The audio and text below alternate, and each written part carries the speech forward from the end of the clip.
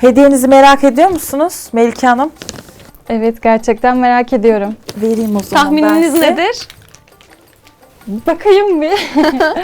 Neye benziyor sizce? Bilmiyorum. Açın da görelim. Bakalım gelinlerimiz Melike Hanım'a ne almışlar?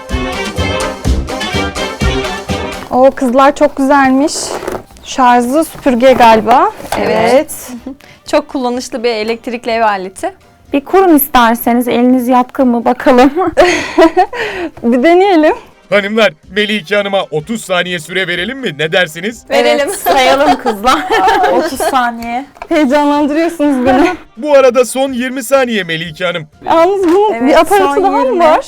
Melike Hanım son 5 saniye. 5, 4, 3, 2, 1. Peki sizden yapabilecek olan var mı?